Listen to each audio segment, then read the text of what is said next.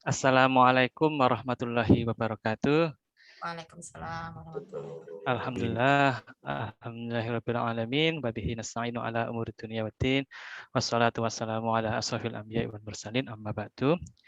Yang saya hormati Ustadz Ahmad Raufik PhD selaku narasumber dalam pengajian Siar Montreal petang hari ini. Yang saya hormati Pak Edi Juanda selaku Ketua Pengajian Siar Montreal. Yang saya hormati Pak Budi dan sahabat-sahabat dari pengajian Ottawa, yang saya hormati Bu Eni dari pengajian MIT Toronto, yang saya hormati Bapak Ibu semua hadirin hadirat rahimakumullah. Alhamdulillah pada petang sore hari ini, hari Sabtu tanggal 13 November 2021, pengajian Siar Montreal kembali menggelar rutinan kajian bulanan dengan mengundang narasumber dari Indonesia yang pada sore hari ini akan insya Allah disampaikan oleh Ustadz Ahmad Raufik PhD. Untuk menambah keberkahan acara pada petang hari ini, mari kita buka dengan bacaan basmalah bersama-sama. Bismillahirrahmanirrahim. Selanjutnya, acara berikutnya yaitu pembacaan ayat suci Al-Quran yang akan dibacakan oleh Ananda Atta dan dilanjutkan dengan terjemah oleh Ananda Hana. Waktu dan tempat dipersilahkan. Oke. A'udzu billahi minasyaitonir rajim. Bismillahirrahmanirrahim.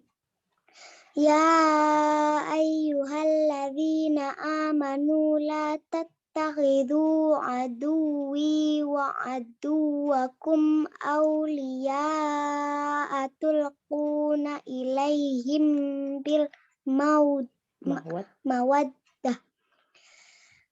tulquna ilaihim bil mawaddati wa qad kafaru bima ja'akum minal haqq yukhrijunar rasula wa iyyakum an tu'minu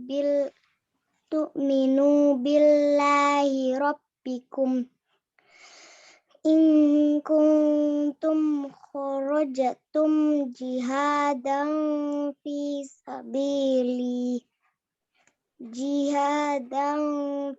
sabili wa batigha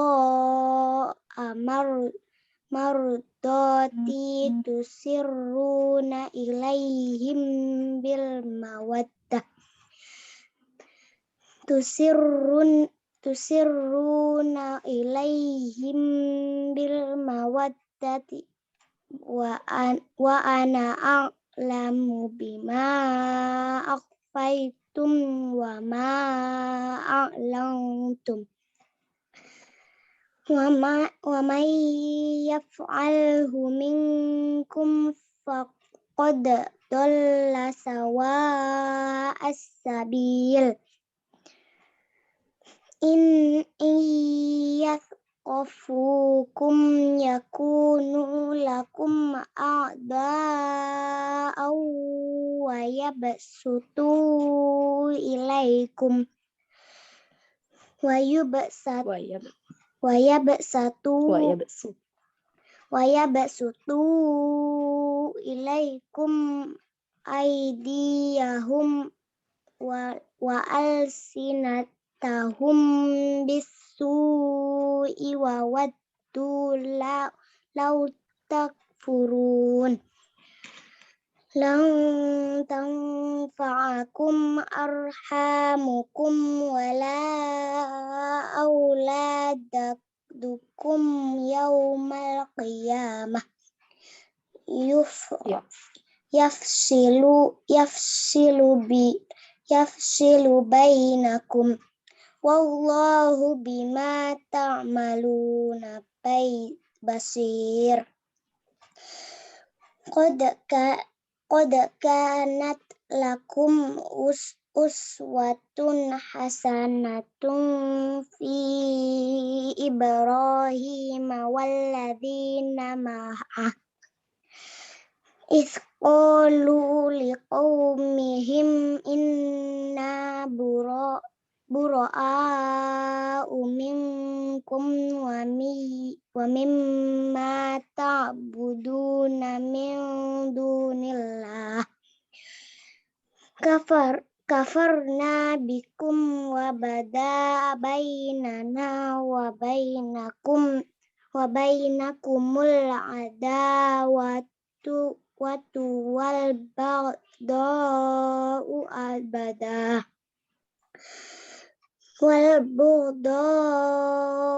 abadan hatta tu'minu billahi wahdahu illa qawla Ibrahim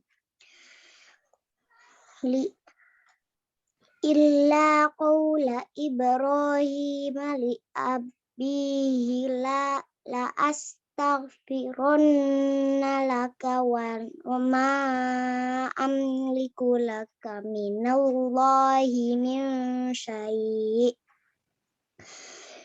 Rabbana alaika tawakkalna wa ilaika anabna wa ilaikal masir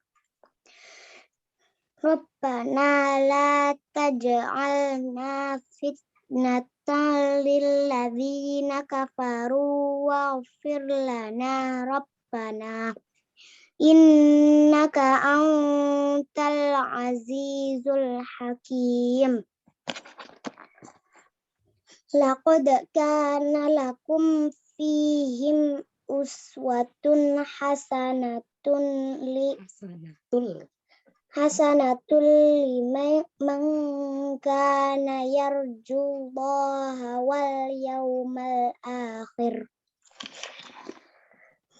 wa may yatawalla fa innallaha huwal ghaniyul hamid Asallahu ayyaj'ala bainakum wa bainal ladzina adaitum minhum mawaddah wallahu qadir wallahu ghafurur rahim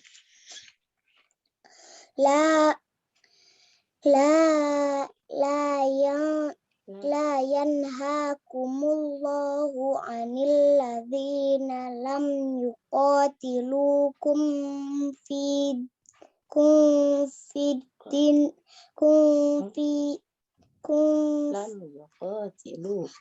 lam yuqatilukum fid dini wa lam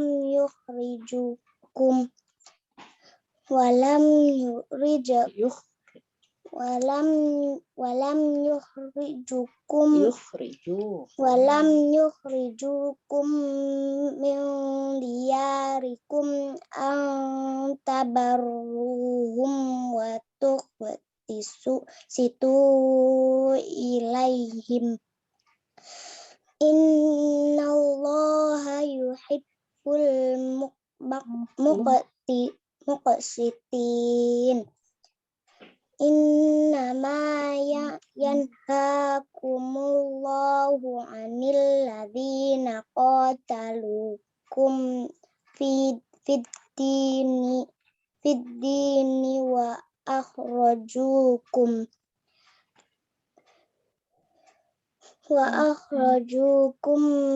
min diyarikum wa dhaharu ala ikhrajikum an tawallawhum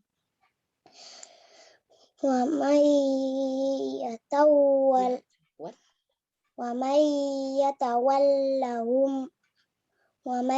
yatawallahum fa ulaika humuz zalimun. Shadaqallahul karim.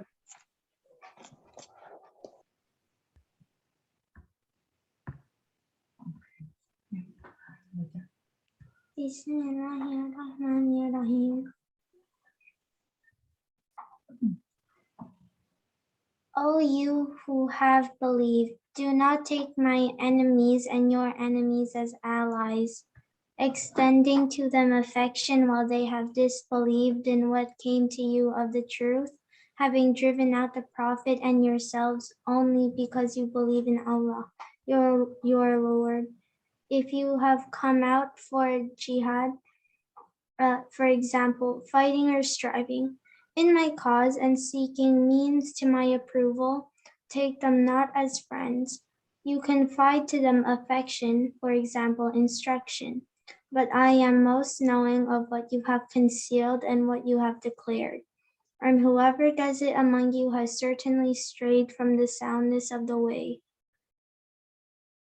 If they gain dominance over you, they would be, for example, behave to you as enemies and extend against you their hands and their tongues with evil, and they wish you would disbelieve. Never will your relatives or children benefit you. The day of resurrection he will judge between you, and Allah of what you do, seeing. There has already been for you an excellent pattern in Abraham and those with him, when they said to their people, indeed, we are disassociated from you and from whatever you worship other than Allah. We have denied you, and there has appeared between us and you animosity and hatred forever until you believe in Allah alone, except for the saying of Abraham to his father, I will surely ask forgiveness for you, but I have not power to do for you anything against Allah. Our Lord, upon you we have relied, and to you we have returned, and to you is the destination. Our Lord, make us not objects of torment for the disbelievers and forgive us, our Lord. Indeed, it is you who is the exalted in might, the wise.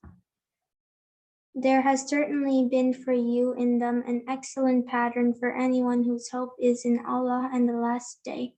And whoever turns away, then indeed Allah is free of need, the praiseworthy.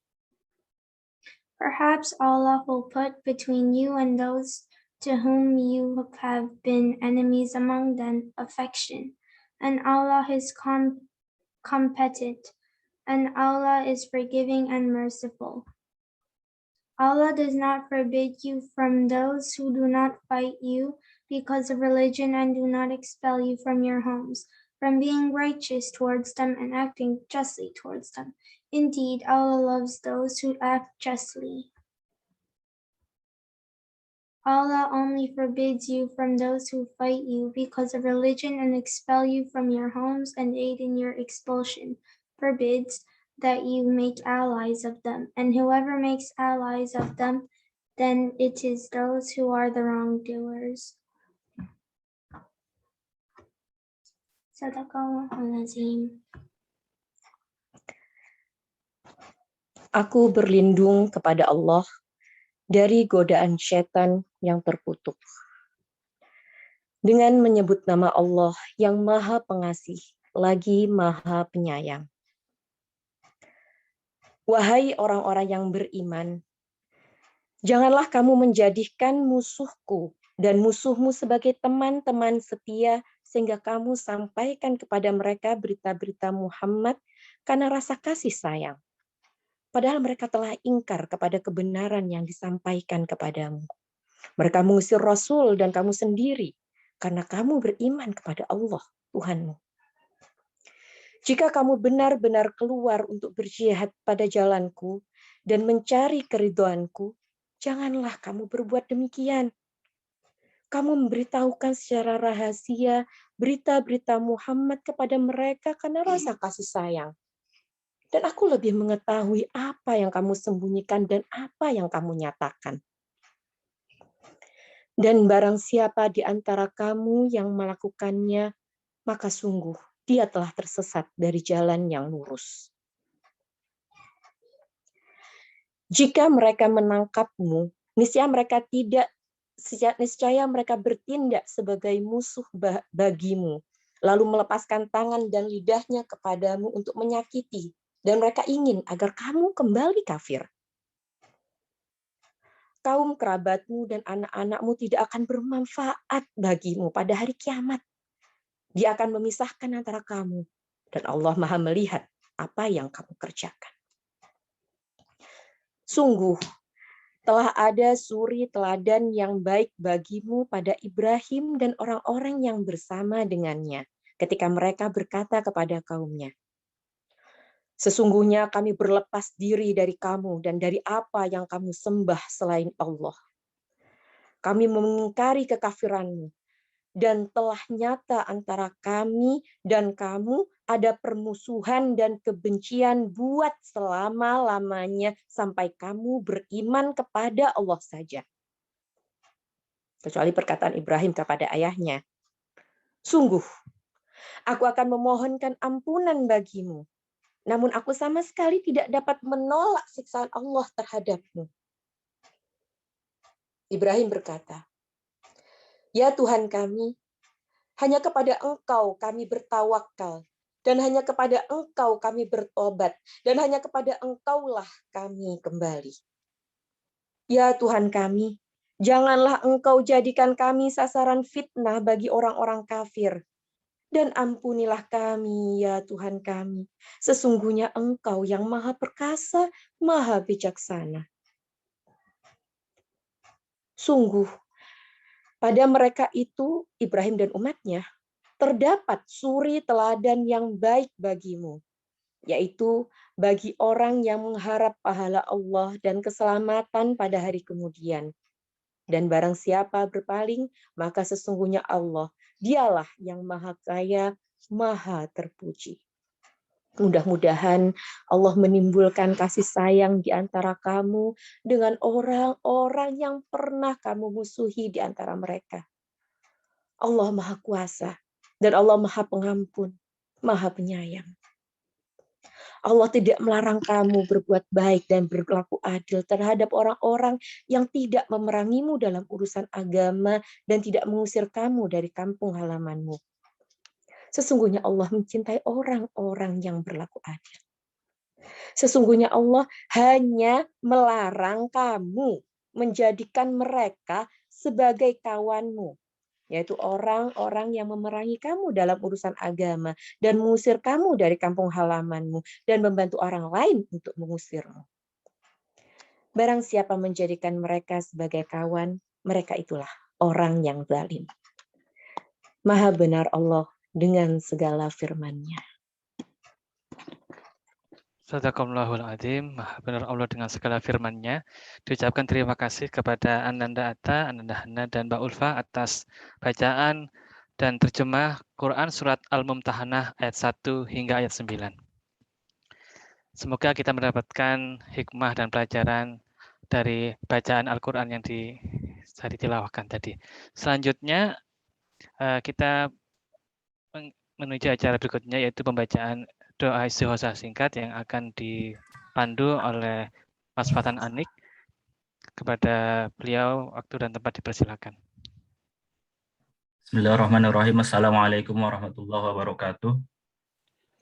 Bapak dan Ibu, marilah kita beristighosah, memohon pertolongan hanya kepada Allah Subhanahu wa Ta'ala. Semoga apa yang kita hajatkan diijabah oleh Allah Subhanahu wa Ta'ala.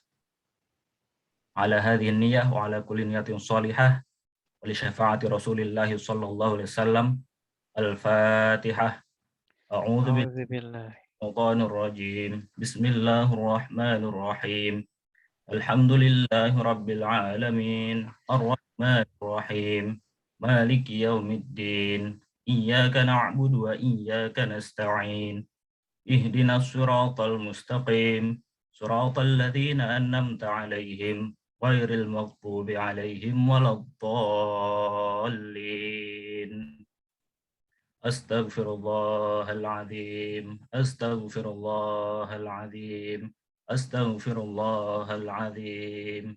لا حول ولا قوة إلا بالله العلي العظيم لا حول ولا قوة إلا بالله العلي العظيم لا حول ولا قوة إلا بالله العلي العظيم لا حول ولا ملجأ من الله إلا إليه لا حول ولا ملجأ من الله إلا إليه لا حول ولا ملجأ من الله إلا إليه اللهم صل على سيدنا محمد وعلى آل سيدنا محمد اللهم صل على سيدنا محمد وعلى آل سيدنا محمد اللهم صل على سيدنا محمد وعلى آل سيدنا محمد يا الله يا قديم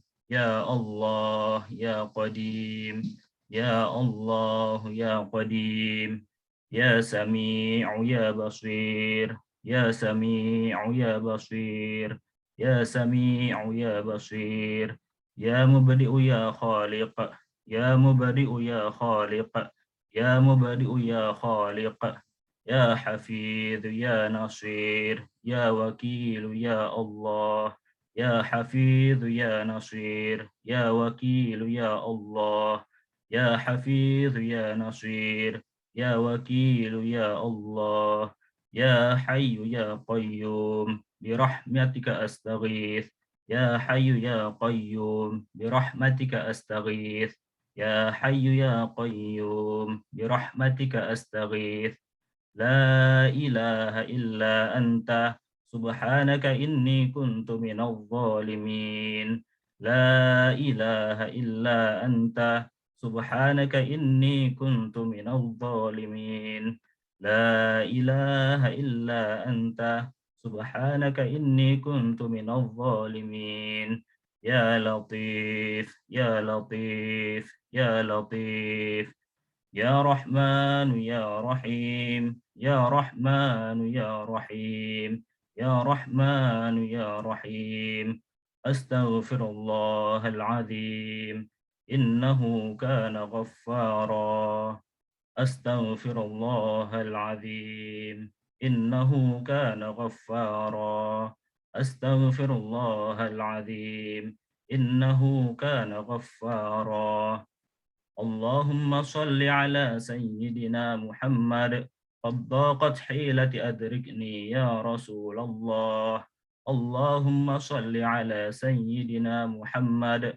قد ضاقت حيلة أدركني يا رسول الله اللهم صل على سيدنا محمد قد ضاقت حيلة أدركني يا رسول الله اللهم صل صلاة كاملة وسلم سلاما تاما على سيدنا محمد الذي تنحل به العقد وتنفرج به الكرب وتقضى به الحوائج وتنال به الرغائب وحسن الخواتم ويستسقى الغمام بوجهه الكريم وعلى آله وصحبه في كل لمحة ونفس بعدد كل معلوم لك اللهم صل صلاة كاملة وسلم سلاما تاما على سيدنا محمد الذي تنحل به العقد وتنفرج به الكرب وتقضى به الحوائج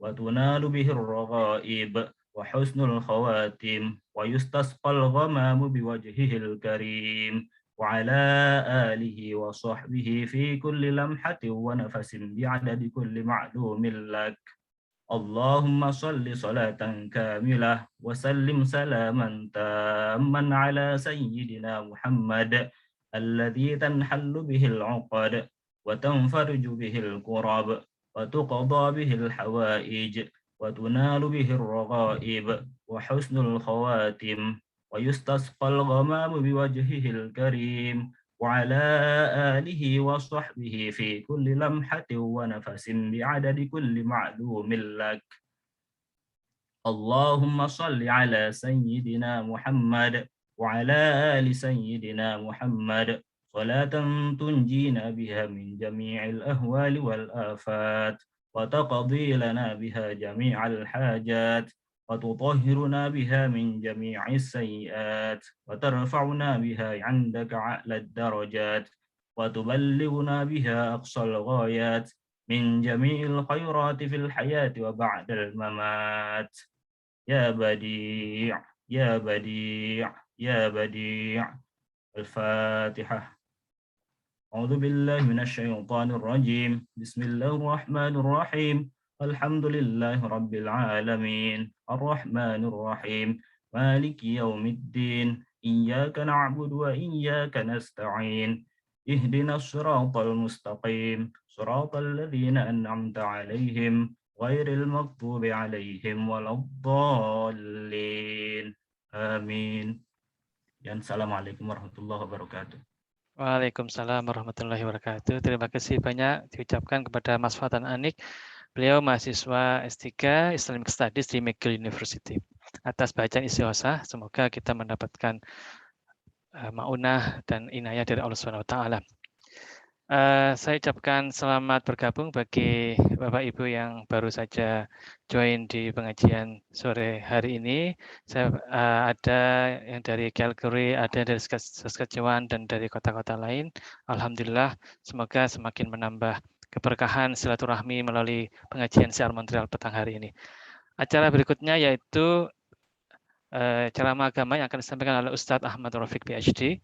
Namun sebelumnya perlu saya bacakan dan saya informasikan tentang sedikit kurikulum vitae dari beliau, Ustadz Ahmad Rafiq, PhD, yang saat ini merupakan Ketua Program Studi S3 Kajian Islam atau Islamic Studies di Pasca Sarjana UIN Sunan Kalijaga, Yogyakarta. Penelitian beliau terkait dengan studi keagamaan, sejarah agama, dan juga praktek Al-Quran. Beliau, Pak Ustadz Rafiq ini merupakan alumni dari Temple University tahun 2014 dan bagi sebagian kita mungkin mengenal almarhum Profesor Mahmud Ayub yang baru saja meninggal dunia beberapa hari lalu dan dimakamkan di Laval, Montreal. Nah, Ustadz Ahmad Rafiq ini merupakan salah satu dari murid almarhum Profesor Mahmud Ayub yang beberapa hari lalu meninggalkan kita. Sebelumnya beliau menyelesaikan S2 di UIN Sunan Kalijaga dalam bidang filosofi dan agama. Pada saat ini Pak Ustadz Ahmad Rafiq ini sedang mengerjakan publikasi dalam kajian Living Quran, teks, praktek, dan idealitas dalam performasi Al-Quran Yogyakarta yang akan diterbitkan oleh Dangkata dan AYAT tahun 2021. Mungkin itu sedikit pengantar tentang Ustadz Ahmad Rafiq. Selanjutnya kita persilahkan kepada beliau untuk menyajikan terkait dengan tema pada hari ini yang mungkin menggelitik bagi kita semua ya. Apakah cinta bersyarat? Maksudnya apa ini cinta bersyarat? Nanti mungkin Ustadz Rafiq bisa lebih gamblang menjelaskan. Terkait juga membaca kembali, membaca ulang Quran Surat Al-Mumtahanah ayat 8 dan 9. Namun yang tadi kita simak, baik tilawah maupun terjemahnya itu mulai dari ayat pertama hingga ayat ke-9. Waktu dan tempat dipersilakan kepada Ustadz Rafiq untuk memberikan tausiahnya. Monggo. Matur suwun Gus Izul. Assalamualaikum warahmatullahi wabarakatuh. Bismillah, alhamdulillah, assalatu wassalamu ala rasulillah, Sayyidina Muhammad ibn Abdillah wa ala alihi wa sahbihi wa mawalah. Subhanaka la ilma lana illa ma 'allamtana innaka antal alimul hakim wa la haula wa la quwwata illa billahil aliyyil azim. Allahumma iftah lana abwaaba hikmatika wa ansur 'alaina rahmataka min khazaini rahmatika ya arhamar rahimin. Allahumma anfa'na bima 'allamtana wa 'allimna ma yanfa'una wa zidna 'ilma warzuqna fahma wa alhiqna bis salihin wa la haula wa la quwwata illa billahil aliyyil azim. Ba'd. Ya hadratal mukarramin wal muhtaramin, para alim, para yai, para sepuh, bini sepuh, Bapak, Ibu, wabil khusus para pengurus pengajian Syiar Montreal dan pengurus-pengurus pengajian, kayaknya tidak ada di lokasi lain, kayak di Toronto, di mana-mana, di Ottawa, Gus Izul, teman-teman sekalian, sahabat-sahabat sekalian, insya Allah senantiasa dirahmati dan dimuliakan Allah Subhanahu wa Ta'ala. Ngapunten saya tidak hafal satu persatu, tidak bisa menyapa panjenengan satu persatu. Ya, alhamdulillah, puji syukur kehadirat Allah Subhanahu wa taala, pagi waktu sini dan petang waktu sana gitu ya. Saya ngapunten Allah Subhanahu wa taala kasih kita kesempatan silaturahmi walaupun dengan dunia maya. Tadi seperti disampaikan Gus Izul, saya dulu sekitar 7 tahun di Philadelphia. Jadi ketika Gus Izul ngontak, saya mau sambil bernostalgia saja merasakan bagaimana ngajinya diaspora gitu ya. ngaji diaspora. Karena dulu kalau panjenengan pernah dengar di Philadelphia sejak 2008 itu saya dan beberapa teman itu menginisiasi dan akhirnya berlanjut sampai sekarang Masjid Al-Falah. Mungkin pernah dengar ya. Ya dulu saya dan beberapa teman menginisiasi masjid dan pengajian itu dan alhamdulillah sampai sekarang dengan segala dinamikanya. Mungkin panjenengan yang biasa sangat paham isu diaspora, sangat paham latar belakang jamaah kami di Philadelphia dulu. Karena mayoritas jamaah kita adalah teman-teman yang kerja di pabrik-pabrik, mostly saat itu undocumented. Alhamdulillah sampai sekarang sudah mulai agak mendingan, beberapa yang sudah legal gitu ya. Jadi mau ngaji itu ya takut-takut gitu. Masih ingat saya ketika menginisiasi pengajian di Al-Falah itu dulu, kita butuh waktu 1 tahun untuk membuat jamaah kita mau duduk tenang di masjid. Karena biasanya habis untuk sholat takut, habis sholat langsung. Bahkan untuk sholat aja harus kunci pintu. Karena Muslim mereka hidupnya dikejar-kejar 3 huruf gitu ya. Nggak usah disebut 3 hurufnya apa ya, Pak. Nggak tahu di Kanada familiar nggak dengan 3 huruf, Pak. Kalau teman-teman pekerja di US sangat familiar dengan istilah 3 huruf gitu. Jadi sholat saja mereka merasa dikejar-kejar. Ya, tapi alhamdulillah lewat media ini, kalau saya bisa silaturahmi ke panjenengan semua. Jadi niat pertama paling utama sebenarnya ketika Gus Izul ngontak, bagi saya niatnya yang paling utama itu adalah silaturahmi. Oke, dalam waktu sekitar 1,5 jam, kalau mau cerita 3 hal yang pendek-pendek saja. Pertama dulu, seperti kalau sampaikan di depan tadi bahwa saya tiap kali ngisi pengajian di banyak tempat itu selalu ingat pesan guru saya di kampung. Saya aslinya dari Banjarmasin, Pak, sekampung sama Tuan Guru Pak Rizal Halim.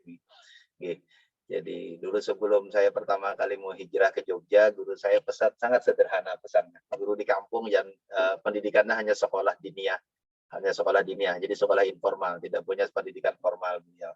Tapi pesannya sederhana, besok rapi kapanpun kalau punya kesempatan ngomong di tengah orang banyak, ketemu orang banyak, karena beliau tahu saya akan memulai meniti karir akademik ketika hijrah ke Jogja untuk mulai jadi dosen di Jogja tahun 99 saat itu. Pesan beliau sederhana, kapanpun besok mulai dapat kesempatan bicara di tengah orang banyak, niatkan pertama kali bicara itu bukan untuk transfer ilmu, tapi ketemu orang banyak itu yang pertama kali diniatkan adalah silaturahmi gitu beliau. Karena itu nanti yang akan jadi inti pembicaraan selanjutnya. Ya, niatkan dengan silaturahmi, karena kalau urusan ilmu itu urusannya Allah gitu kan. Yutil hikmata man yasha wa may yutil hikmata faqad utiya khairan katsira. Allah yang akan kasih ilmu, dan ilmu yutil hikmata man yasha, Allah yang kasih hikmah, kasih ilmu yang terdalam itu siapa saja yang dia maui. Wa may yutil hikmata faqad utiya khairan katsira. Siapa yang sudah dikasih Allah maka dia akan mendapatkan kebaikan yang amat sangat banyak. Nah, saya lama sebenarnya mencerna pesan ini, tapi lama-kelamaan setelah melihat dinamika sosial, dinamika politik, baca buku, ketemu orang banyak, saya semakin paham, ya ternyata jero sekali ya, cara Jawa ini jero ya, Pak. Ternyata dalam sekali pesan guru saya tadi. Jadi seringkali kita datang ke majelis ilmu, yang kita niatkan semata-mata adalah ilmu, maka bisa jadi dengan ilmu itu kita kehilangan sentuhan kemanusiaan dengan orang lain. Kan nggak sedikit sekali 2 kali kita keluar dari majelis ilmu, orang malah berantem. Jadi karena ilmu yang dia dapat, yang dia ketahui, orang mulai tunjuk-tunjukkan. Dan tidak sedikit orang memulai sebuah perkelahian, sebuah permusuhan, itu dimulai dari majelis ilmu. Oke, kalau begitu majelis ilmu itu tidak mendapatkan intinya. Karena intinya majelis ilmu itu sebenarnya adalah silaturahim. Silaturahim itu ar-rahim, rasa kasih sayang itu disilah, diikat gitu kan. Diikat. Nah, tetapi karena itu hilang, yang menjadi pokok utamanya adalah sekedar transfer pengetahuan, bahkan ilmu agama. Itu menjelaskan kenapa bisa jadi orang keluar dari majelis ilmu agama, kok orang bisa bermusuhan dengan orang lain. Oh, karena dia menempatkan ilmu sebagai titik utama. Padahal ilmu itu miliknya Allah. Jadi orang datang ke majelis ilmu, tunduk sepenuhnya kepada Allah, semata-mata untuk menyerap sebagian dari ilmunya Allah, maka karena sebab itu, maka dia pasti akan menyayangi Allah dan menyayangi makhluk-makhluk Allah yang lain. Oke, udah mulai ketahuan jawaban dari judulnya ya, Pak. Tetapi itu pesan penting yang saya tangkap dari guru saya, yang saya butuh waktu untuk mencerna. Saya pikir dulu ya ini pesan orang tua di kampung, karena memang kalau ngaji kemana-mana ketemu orang lain, oh ya kalau ketemu ya silaturahmi kan begitu aja. Saya pikir hanya itu dulu pesannya. Ternyata ada pesan yang terdalam tentang prinsip dari ilmu. Itu dasar dari ilmu itu adalah membuat kita tunduk kepada Allah. Ketundukan kepada Allah itu membuat kita menjaga, menyayangi, menghormati sesama makhluk ciptaannya Allah Subhanahu wa taala. Ini ku pasal Pak. Jadi nyuwun ngapunten, bagi saya hadir hari ini ketemu panjenengan yang paling penting adalah kalau kenal tadi Pak Budi, temannya Pak Yudian gitu kan. Panjenengan semua itu sebagian besar mungkin teman-temannya guru-guru saya, ada Prof Minaji dulu juga dari McGill ya. Dan kalau ngerti tinggi Pak Prof Ayub itu dulu juga lama di Kanada kan, lama di Montreal, mungkin sebagian teman juga kenal. Dan itu bagi saya tidak sekadar guru. Prof Ayub itu my fatherly lecture, my fatherly teacher, itu orang guru yang sudah seperti orang tua sendiri. Ketika beliau sudah pindah dari Philly, kalau jalan ke Philadelphia, dari sekian banyak teman-temannya yang menawarkan menginap, beliau beberapa kali memilih menginap di apartemen saya yang kata anak saya seperti kandang burung. It's a bird cage. Anak saya bilang apartemennya mahasiswa, apartemen mahasiswa di lantai 3, aksesnya numpang sama lantai 2, lantai 3, lantai 1 gitu kan. Tapi Prof Ayub dengan segala keterbatasan memilih. Iya, jadi kalau dengar Kanada itu punya ikatan emosional, walaupun saya hanya pernah 5 minggu di sana, Pak. Dan saya sambil ngomel ke Kanada, Pak. Dulu ke Montreal sambil ngomel. Saya ke Montreal bulan Juli. Bulan Juli saat itu paling panas di Montreal 23 derajat saat itu, seingat saya. Hari terpanas di Montreal. Lalu kemudian orang Montreal keluar dengan pakaian biasa, bilang hari ini panas. Saya bilang 23 kalau dibilang panas. Sama AC di rumah saja masih lebih panasan AC. AC di rumah saya pakai 24 loh. 23 mau bilang panas sih. Dan itu yang paling saya ingat terus pulang dari Montreal ke sini gitu. Oke, baik. Yang kedua, nyuwun samudra pangapunten. Saya sebenarnya mau inti pembicaraan kita itu ada dari ayat 8 dan 9. Tapi saya sengaja mengajak kita untuk bicara tadi, walaupun saya sedikit ada salah paham, saya pikir bacanya bareng-bareng, ternyata baca adik saja yang baca. Tetapi memang membaca ayat 8 dan 9 itu menjadi penting bagi kita untuk membacanya dari ayat 1. Saya boleh share screen nggak ya, biar kita bisa ikutin ya? Ngaten. Gus Izul, ngapunten. Saya boleh share screen. Ya, saya jadikan kaos dulu, Pak. Oke, biar kita bisa ikutin. Jadi walaupun kalau kayak share screen ini kayak seminar ya, Pak, kayak bukan pengajian.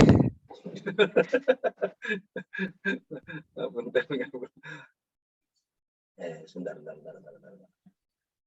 Posisinya di pojok. Oke.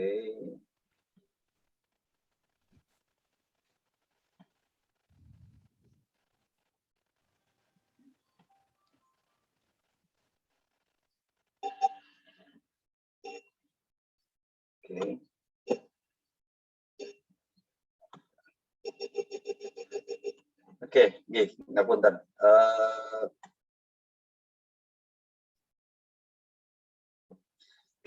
Saya beri judul ini dengan unconditional love and compassion. Jadi ya cinta tak bersyarat.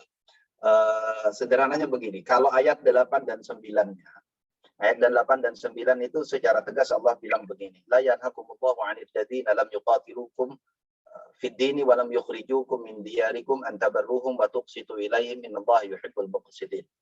Jadi Allah kata Allah tidak melarang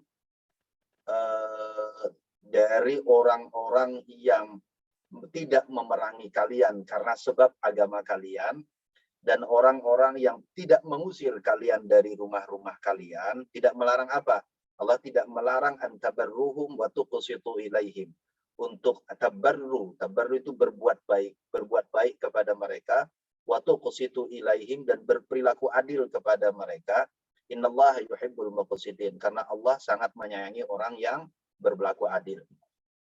ayat 9 lalu Allah tegaskan, innama yanhakumullahu 'anil ladzina qatalukum fid din. Allah sesungguhnya hanya melarang kalian dari orang yang memerangi kalian karena sebab agama, wa akhrajukum min diyarikum, lalu kemudian mengusir kalian dari rumah-rumah kalian, maksudnya maka wadhaharu ala ikhrajikum, lalu kemudian terang-terangan memang mengusir itu, jadi mereka menolong, jadi menjadi Pak wadhaharu ala ikhrajikum, atau siapa saja yang wadhaharu menolong mereka yang mengusir kalian tadi, tetapi melarangnya untuk apa? Antawallauhum, untuk kalian membangun aliansi atau bersekutu dengan mereka. Wa may yatawallahum faulaika humul zalimun. Siapa yang bersekutu dengan mereka, maka sesungguhnya mereka adalah orang-orang zalim. Pertama dulu, cerita ayat ini memang panjang ya. Saya sebenarnya mau bacakan tafsir ini. Ini kitab tafsir saya ambil dari kitab Marahlah Rabit Imam An-Nawawi. Tapi sorry, sebenarnya kalau lihat waktu tidak cukup. Saya sebutkan saja secara singkat uraiannya. Coba kita perhatikan baik-baik. Di tafsir itu dijelaskan. Pertama, di ayat 8, yang tidak dilarang itu adalah berbuat baik dan berlaku adil. Itu kan? Tetapi ayat 9, kita pakai logika alur manusia biasa. Aluran manusia biasa harusnya kan Allah bilang di ayat 8 tidak dilarang berbuat baik dan berlaku adil, gitu kan? Harusnya ayat 9-nya yang dilarang berbuat baik berlaku adil itu adalah kan gitu kan? Tetapi tidak. Coba kita perhatikan dengan baik-baik ayat 9 itu Quran dengan sangat indah. Ayat 8 mengatakan tidak dilarang berbuat baik dan berlaku adil kepada dua kelompok tadi, orang yang tidak mau memerangi kalian karena sebab berbeda agama, atau tidak mengusir kalian dari rumah-rumah kalian, maka kalian tidak dilarang untuk berlaku baik, berbuat adil dan berlaku adil kepada mereka. Tetapi kata Allah di ayat 9, yang dilarang terhadap orang yang memerangi kalian dan orang yang mengusir kalian atau orang-orang yang membantu kalian adalah antawallauhum, untuk beraliansi dengan mereka. Nah, jadi bukan berbuat baik dan berlaku adilnya yang dilarang, tetapi yang dilarang itu adalah beraliansinya. Jadi kalau kita perhatikan dua ayat ini susunannya, itu bahasanya sangat tajam. Jadi yang dibolehkan itu berbuat baik dan berlaku adil, yang dilarang itu bukan dilarang berbuat adil dan berlaku adil, yang dilarang itu beraliansinya. Jadi membangun aliansi persekongkolan dengan mereka. Nah, untuk sampai ke sana, makanya kemudian saya seringkali meminta mahasiswa saya untuk kalau membaca ayat ini memang 1-9 itu jangan dipedot ya bahasa Jawanya, jangan diputus ya, jangan diputus 1-9. Kenapa? Karena membaca ayat 1-6 itu isinya berantem. Kalau kita baca ayat 1-6 itu isinya berantem. Kenapa? Karena ayat 1-6 itu jelas. Tadi sudah dibacakan terjemahnya ayat Qur'annya, bacakan terjemah Inggrisnya, bacakan terjemah Indonesianya. Ayat 1-6 itu bahasanya tegas sekali, melarang. Ya ayyuhalladzina amanu la tattakhidhu aduwwi wa aduwwakum. Dulu kalau di Indonesia orang pernah ribut tentang Al-Maidah ayat 51 ya, Pak. Ayat 51 itu kurang kencang bahasanya. Ayat ini lebih kencang daripada Al-Maidah 51. Kenapa? Tidak sekedar menyebut orang kufar, tidak sekedar menyebut orang musyrik. Kalau baca Al-Mumtahanah ayat 1 itu bahasanya eksplisit. Saya sebutkan nih pakai disebut itu dengan bahasa my enemy and your enemy. Aduwi wa aduwakum. Bahasanya keras. Ya, hai orang-orang yang beriman, jangan kau jadikan musuhku dan musuhmu. Jadi musuh sudah. Jadi bahasanya memang spesifik menyebut musuh. For allies. Jadi adu la tattakhidhu adu awliya. Itu dijadikan aliansi. Jadi untuk beraliansi dengan mereka. Tulquna ilaihim bil mawaddah. Lalu kemudian kau berikan persahabatan, kau berikan pertemanan kepada mereka. Wa qad kafaru bima ja'akum minal haqq, padahal mereka sudah nyata-nyata menolak dengan apa kebenaran yang datang kepada mereka. Oke, enggak Budan, saya tidak akan bacakan detail. Tetapi ayat 1-6 itu nadanya sama semua. Nadanya sama. nadanya tentang melarang kita membangun persekutuan dengan orang-orang ini, membangun dan dibahasakan secara spesifik dengan musuh. Nah, tetapi justru karena Tuhan Allah membahasakan dengan musuh, kita justru belajar mendapatkan pesan penting. Apa? Ayat ini memang bercerita dalam kondisi perang dan persiapan perang. Jadi ayat 1 sampai 6 ketika melarang kita membangun aliansi itu suasananya memang suasana perang. Atau dalam konteks Al-Mumtahanah ayat 1 sampai 6 ini itu konteksnya memang persiapan perang. Oke, secara singkat mungkin begini saya sebutkan jadi sebab nuzulnya. Ceritanya kan ada seorang sahabat namanya Al-Hatib ibnu Abi Baltah. Al-Hatib ibnu Abi Baltah. Jadi Nabi tiba satu ketika menjelang persiapan, ketika persiapan menjelang Fathu Makkah, Nabi riwayatin menjelang Fathu Makkah, karena kan sesudah terjadi perjanjian Hudaibiyah, lalu kemudian orang-orang kufar Quraisy ternyata melanggar perjanjian Hudaibiyah. Ngapunten mungkin panjenengan sudah familiar dengan perjanjian Hudaibiyah. Jadi perjanjian Hudaibiyah itu perjanjian Nabi dengan orang-orang kufar Quraisy ketika Nabi mau berhaji dan umrah ke Makkah tapi tidak jadi, lalu terjadi perjanjian Hudaibiyah. As-Sulhu, perjanjian Hudaibiyah itu perjanjian perdamaian. Orang-orang kufar Quraisy lalu kemudian melanggar perjanjian. Dan bagian dari perjanjian kalau ada yang melanggar maka dia boleh diperangi. Maka Nabi dan para sahabat sebenarnya dalam konteks persiapan itu. Wa fi riwayatin dalam konteks persiapan. Tiba-tiba Nabi memanggil Ali, Umar, wa fi riwayatin dengan Zubair, dan beberapa riwayat menyebut ada 3 sahabat, riwayat mengatakan ada 5 sahabat. Oke. Apa yang kata Nabi? Kalian sekarang pergi ke sana. Ada sumur menjelang kota Makkah, sebelum sampai kota Makkah di luar kota Madinah. Ketemukan di sana ada seorang budak, kata Nabi, dan ambil surat dari budak itu. Maka bersegeralah sahabat-sahabat tadi menuju. Ketemu si budak perempuan. Nah, ketika ketemu dengan si budak perempuan, lalu ditagih suratnya. Si budak perempuan nggak mau ngaku. Tapi sahabat-sahabat, lo nggak mungkin Nabi bohong. Maksudnya Nabi salah gitu kan? Nggak mungkin Nabi bohong. Pasti ada. Bahkan bagi riwayatin, ada qaul Ali yang mengatakan, kata Ali, kalau kau tak mau mengasih, kami telanjangi sampai ketemu. Akhirnya ditemukanlah surat. Ternyata si perempuan tadi membawa surat, dan suratnya diselipkan di rambutnya. Diambil surat tadi. Ternyata apa isinya? Isi surat itu surat yang berkabar kepada orang-orang kufar Quraisy yang menyatakan bahwa Nabi dan para sahabat sedang berusaha persiapan untuk menyerang kota Makkah. Jadi persiapan perang dibocorkan. Surat itu berasal dari seorang sahabat Ahlu Badrin. Jadi yang ikut perang Badar. Muhajirin namanya Al-Hatib ibnu Abi Baltah. Surat sampai kepada Nabi, pegang Nabi, lalu kemudian sahabat yang lain marah, Hatib ibnu Baltah berkhianat, maka dipanggillah oleh Nabi Al-Hatib ibnu Abi Baltah. Diinterogasi, ditanya, apa benar ini surat dari kamu? Singkat kata, singkat cerita, Hatib ibnu Abi Baltah mengaku. Lalu Nabi tanya, alasannya apa? Dijawab oleh dia, ya Rasul, sahabat-sahabat muhajirin yang lain ketika mereka hijrah ke Makkah, mereka meninggalkan keluarga mereka di Makkah, hijrah ke Madinah, maksudnya hijrah ke Madinah, mereka meninggalkan keluarganya di Makkah.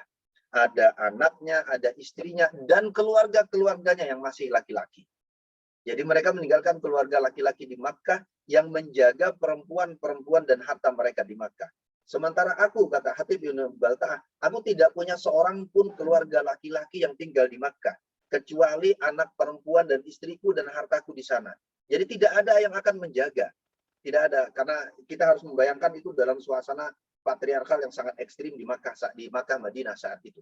Jadi tidak ada yang jaga. Oke, kalau gitu aku berkirim surat kepada orang-orang kufar Quraisy, tulquna ilaihim bil mawaddah. Aku berharap kalau aku berbaik-baik kepada mereka, mereka juga berbaik-baik kepada aku dengan cara menjaga keluargaku.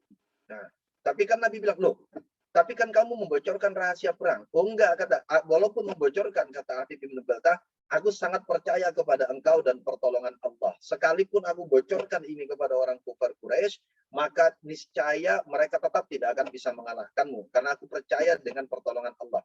Karena Hatib bin Baltah ini Ahlu Badrin. Dia ikut perang Badar dulu. Jadi dia sangat percaya pertolongan. Akhirnya apa yang terjadi? Sahabat yang lain marah.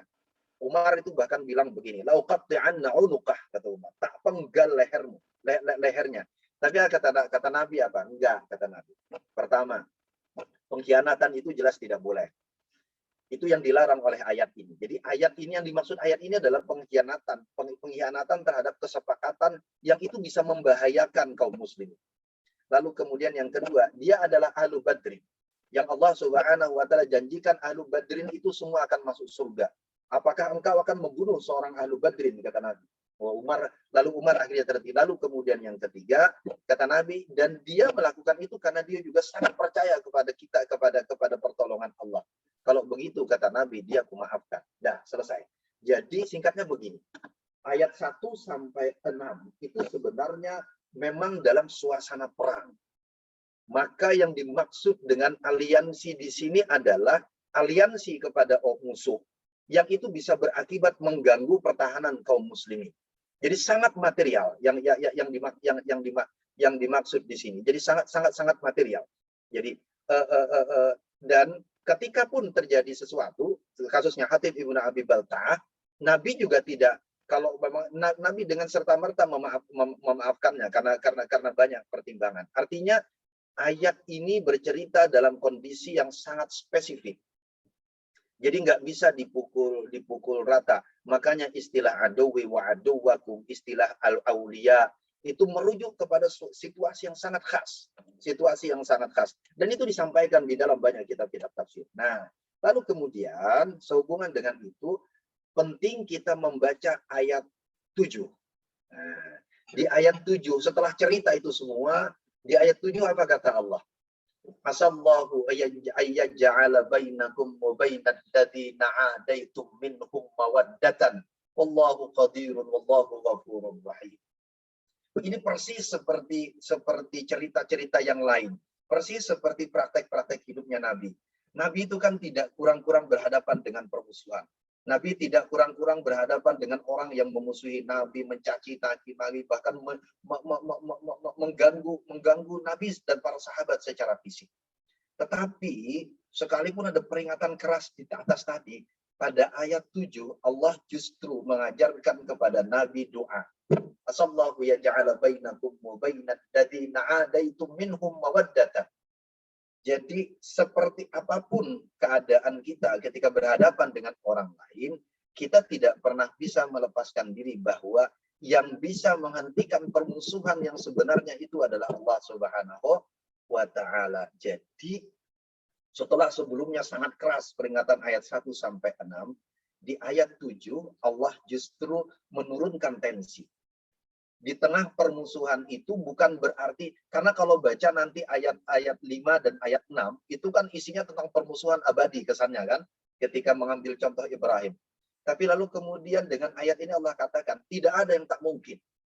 Bahkan kepada orang yang memusuhi kamu sekalipun, itu tidak tertutup kemungkinan, maka cinta kasih sayang di antara kalian akan terbuka.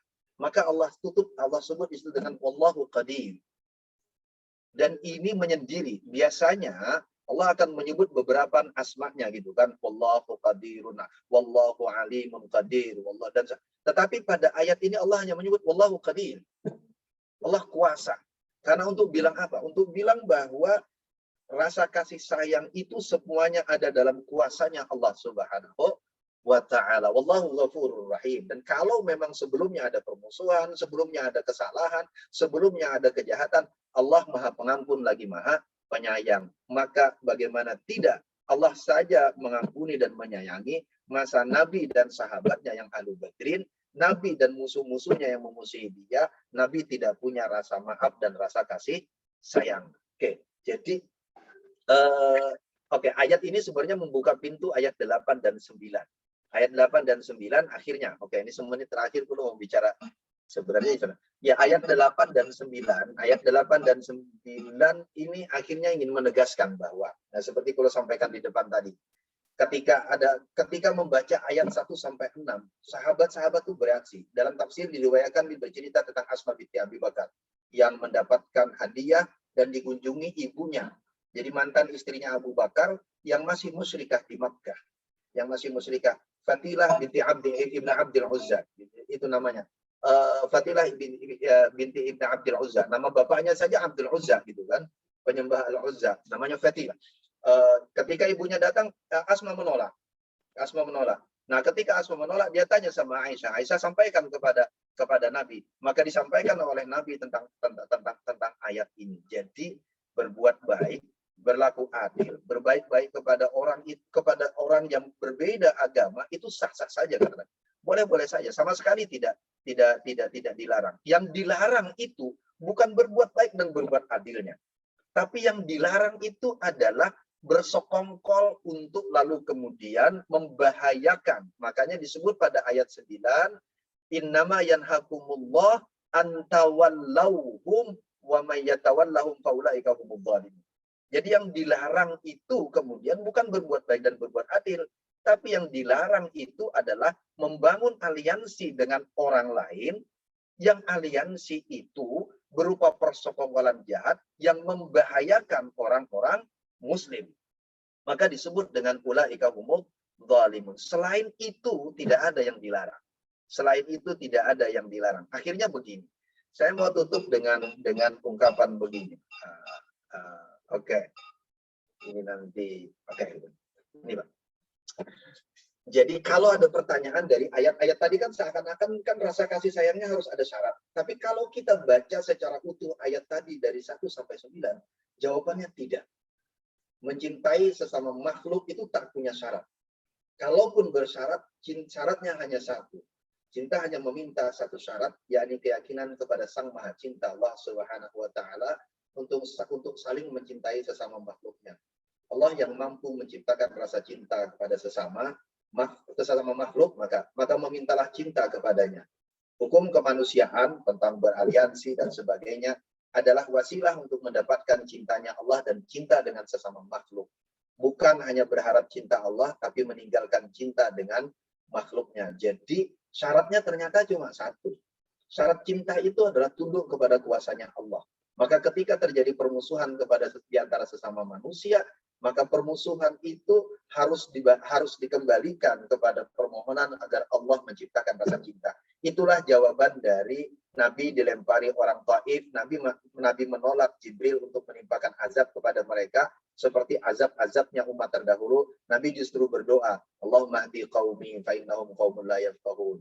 Nabi justru meminta, ya Allah, kalaupun tidak mereka, jadikan anak turunan mereka sebagai pengikut-pengikutku yang setia. Nggih, nyuwun samudra pangapunten. Ceritanya memang agak panjang, tetapi izinkan kula menutup lagi dengan pernyataan bahwa jadi secara umum membaca Quran memang kita membutuhkan membaca utuh. Ayat Al-Quran tidak bisa dibaca dengan ayat potong. Ya. Ayat potong itu biasanya kayak ayam potong, ya rasanya ya beda dengan ingkung ya.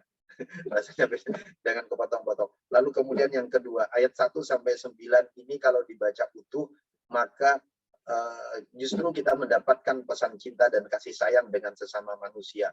Bukan sebaliknya, pesan permusuhan yang abadi dengan sesama manusia tanpa pandang apapun agamanya. Wallahu a'lam bishawab. Nyun samudra pangapunten kula lewat 2 menit dari jam 7. Nggih, sekali lagi kula mohon maaf, mudah-mudahan manfaat dan jadi peringatan untuk diri kula pribadi dan kita semuanya. Wallahul muwaffiq ila aqwamit thoriq. Assalamualaikum warahmatullahi wabarakatuh.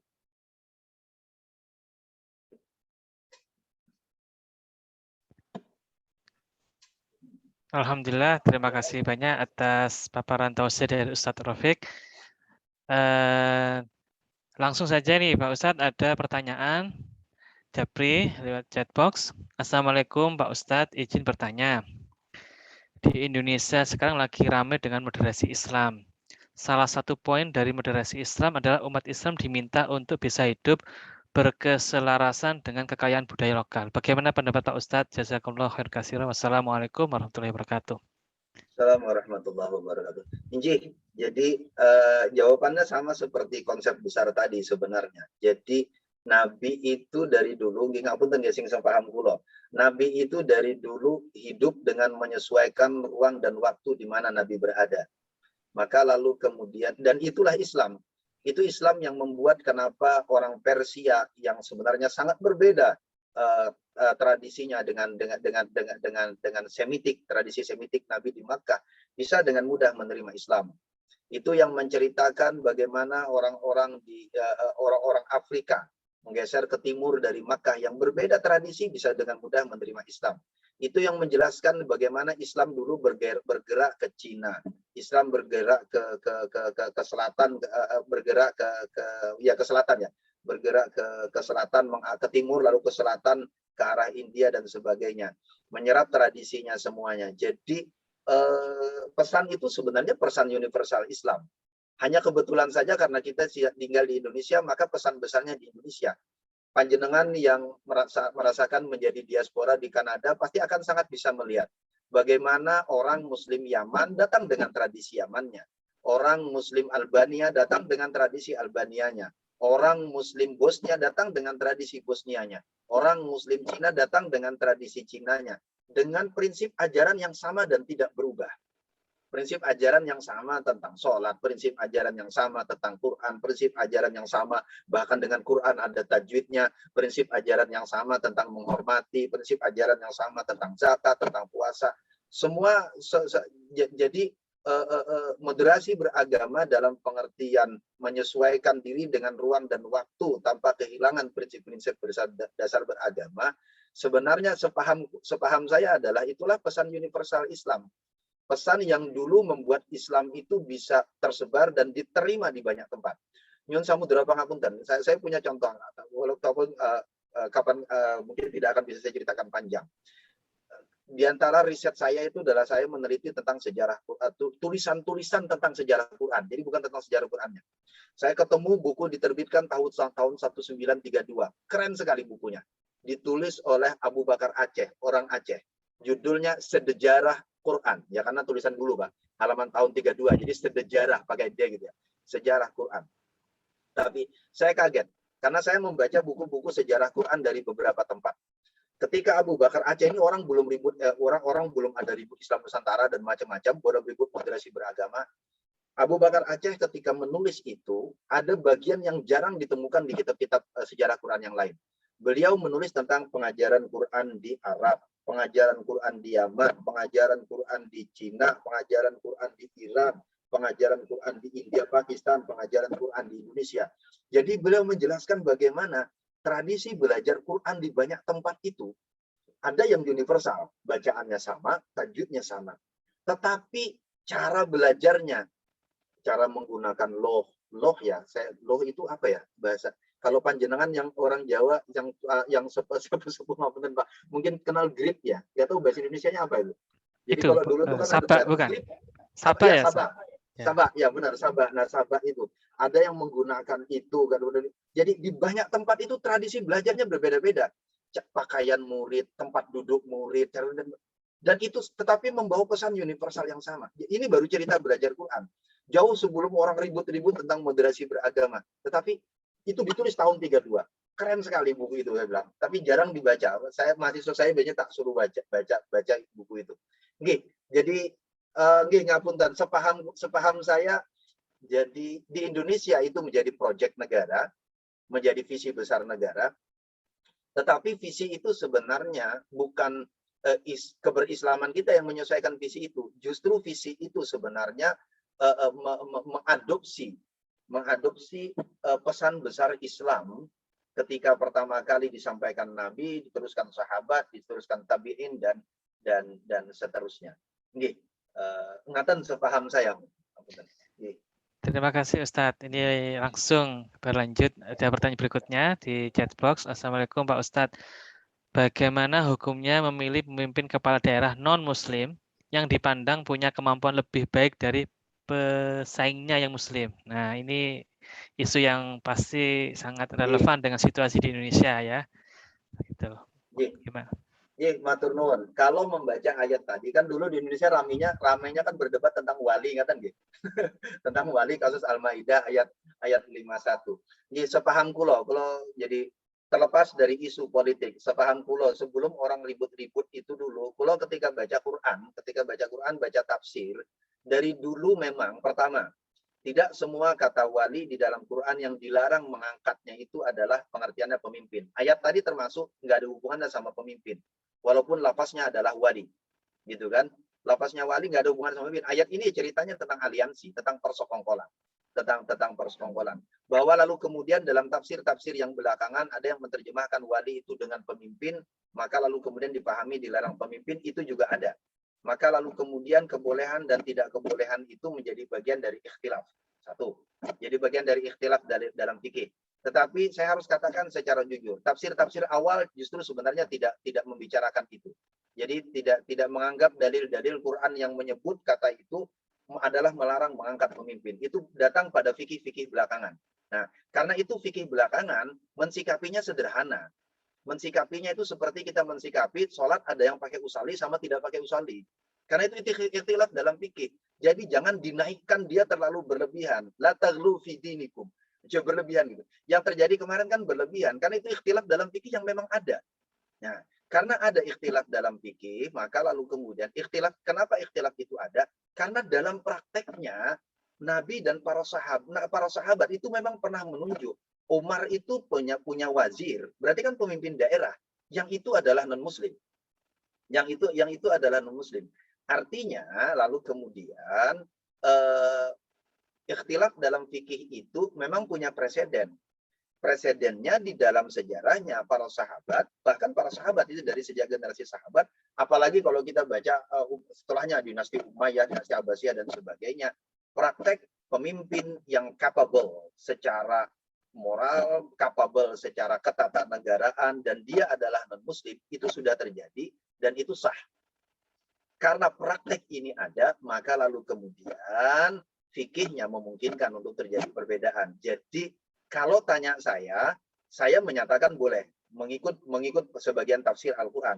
Tetapi saya juga tidak menolak pernyataan yang melarang. Karena apa? Karena itu bagian dari ikhtilaf dalam fikih. Yang penting jangan dinaikkan. Menurut saya yang paling penting kasus ini adalah jangan menaikkan ikhtilaf fikih ini seakan-akan menjadi pokok. Menjadi pokok. Nah itu Singapura. Kemarin itu kan yang ribet itu karena menaikkan dia menjadi pokok. Dan menjadi pokok. Jadi kalau seakan-akan karena itu pokok, maka kalau berbeda hukumnya adalah kafir. Wah kan abot jadi. Yang berat itu karena sebenarnya kita menaikkan sesuatu yang berada di level ikhtilaf fikih menjadi jadi ijtihadi. Ini level ijtihadi naik menjadi level pokok. Nah, jadi ngaten gitu. Jadi ngapunten kalau jawaban saya tidak tegas boleh atau tidak. Kalau tanya pribadi saya termasuk yang menyatakan boleh. Karena saya merujuk kepada pendapat fikih dan tafsir. Tetapi saya juga tidak menafikan ada pendapat fikih dan penafsiran yang melarang. Terima kasih, Ustaz. Silakan Bapak Ibu, barangkali ada yang ingin disampaikan, tanggapan atau mungkin kegelisahan atau klarifikasi terkait apa yang tadi sudah disampaikan oleh Ustaz Raufik, yang tadi sudah memaparkan begitu panjang lebar makna dari pesan Allah SWT di dalam surat Al-Mumtahanah ayat 8 dan 9 dengan konteks yang sedemikian detail dan menjadi informasi bagi kita semua. Silakan. Assalamualaikum warahmatullahi wabarakatuh. Mas Jul, terima kasih. Jazakallah khair. Silakan. Pak Ustadz, Masya Allah, jazakallah khair buat tausiahnya, Masya Allah. Saya share aja ya Pak Ustadz, ini bagus sekali. Ini pengalaman pribadi. Jadi ketika suami saya sering gini, deal sama Muslim, when they say Assalamualaikum, and then the back their mind, I will take advantage on you. I will take advantage on you. Ini pengalaman. Jadi waktu saya purchase property, saya pertama, kita harus pilih Muslim dong, gitu kan. Yang pertama nih, saya pilih Muslim. Astagfirullah, Pak Ustadz, itu lagi mau Ramadan ya, tidak amanah.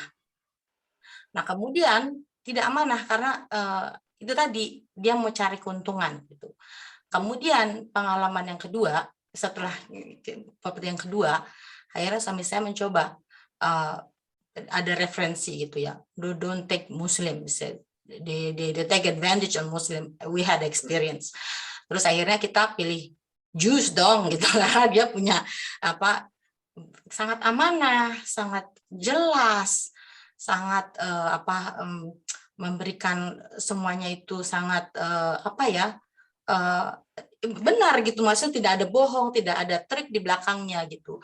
Jadi kita mereferensi kadang-kadang use him, oh, why you tell him to refer to him, but he's not a Muslim, but dia orang yang amanah. Jadi yang kita cari itu adalah orang yang amanah dalam hal ini, di mana posisi kita itu, karena masalah lawyer itu masalah amanah, betul Pak Ustadz. Bukan lagi masalah agama gitu kan, kita lihat gimana dia bisa mempresentasikan kita secara amanah dan jujur. Sementara yang satu lagi membohongi kita, istilahnya karena kita nggak tahu, jadi memanfaatkan ketidaktahuan kita gitu. Jadi saya ini pengalaman pribadi saya aja. Jadi yang saya lihat adalah apa yang kita lihat, masalah apa yang kita lihat. Kalau misalnya masalah dokter atau lawyer atau apa, kita cari yang amanah, yang bisa memberikan kejujuran kepada kita gitu. Itu pengalaman saya pribadi, nggak tahu orang lain ya. Jadi saya melihat mungkin subhanallah Pak Ustadz memberikan contoh bahwasanya Allah mengatakan dalam Al-Quran seperti itu. Jadi dilihat dari situasi dan kondisinya, bahwasanya untuk kita berdealing dengan orang itu, beraliansis itu, ada lihat orang-orang yang punya konsepnya takut dengan kita di kepercayaan, honesty, trustworthy, itu paling utama itu menurut saya. Maaf kalau saya merasa lebih lebih banyak mengatakan itu aja, di pengalaman saya pribadi Pak Ustadz, dengan situasi yang tadi kita belajar dari suatu Surah Mumtahina tadi. Insyaallah. Jazakallah khair. Iya, matur nuwun Bu Eni. Ngapunten Gus Izul. Ya, saya mau respon dengan begini, Bu. Jadi itu kasusnya persis seperti ketika sahabat-sahabat datang kepada Nabi, lalu kemudian sampailah kepada Nabi cerita tentang orang-orang terdahulu, cerita nabi-nabi terdahulu. Lalu apa kata Nabi? Fas'alu ahla dzikri, Nabi ngutip ayat Quran, fas'alu ahla dzikri in kuntum la ta'lamun. Dan tanyalah kepada ahli dzikir jika kalian tidak tahu. Dan ahli dzikir yang dimaksud sini siapa? Orang Yahudi. Jadi zikir di sini ini bukan zikir yang kita wiritan gitu. Karena apa? Ini karena cerita tentang nabi-nabi terdahulu. Orang-orang Yahudi itu sudah lebih duluan dapat dalam kitab-kitab suci mereka tentang nabi-nabi terdahulu. Sementara Nabi Muhammad itu menunggu wahyu. Karena Nabi nggak pernah belajar sama orang Yahudi, Nabi nggak pernah belajar sama orang Nasrani. Semua informasi tentang masa lalu dari Nabi Muhammad itu kan datang lewat wahyu kepada Nabi. Dan wahyu tidak seketika datang. Jadi informasi Nabi ya terbatas tentang itu. Tetapi karena Nabi tahu bahwa informasi yang sama itu banyak diketahui oleh mereka itu, oleh orang-orang Yahudi, artinya mereka lebih capable. Jadi ukurannya adalah kapabilitas. Padahal ini hal yang urgen loh di dalam agama. Bercerita tentang nabi-nabi terdahulu. Gitu.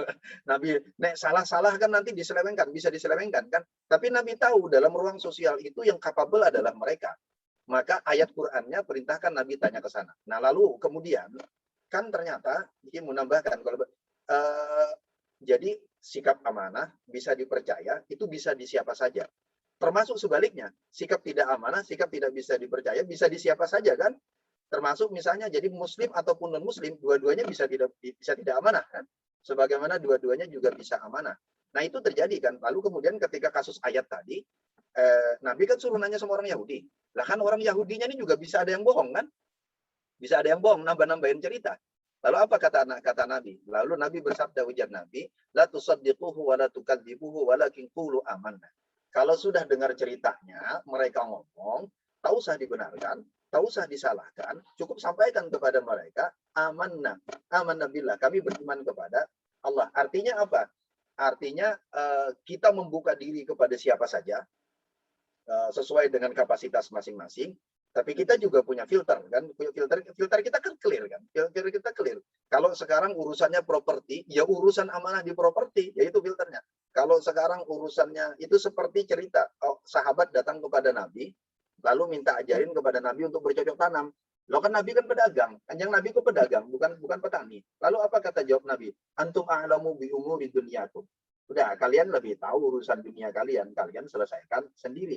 Dan yang bertani itu ada orang Yahudi, ada orang Nasrani, kan nggak usah kita nyari ini kurma. Kalau cari kurma halal itu urusannya sederhana, Pak. Bukan apakah kurma ini apakah kurma ini didapatkan dengan cara yang halal atau tidak, gitu kan? Tapi jadi memang jadi prinsipnya adalah kalau lihat dari cerita Nabi berinteraksi dengan orang-orang Yahudi dan Nasrani saat itu, Nabi sangat bisa memilah antara mana urusan agama yang harus aku referensinya, kata Nabi, dan mana urusan keduniaan yang referensinya bisa kepada siapa saja, tanpa pandang.